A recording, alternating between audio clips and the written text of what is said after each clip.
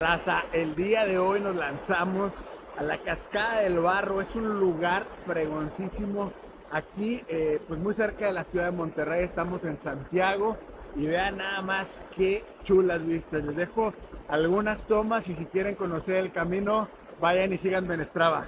¡Venga! Sueña lindo corazón, sueña lindo,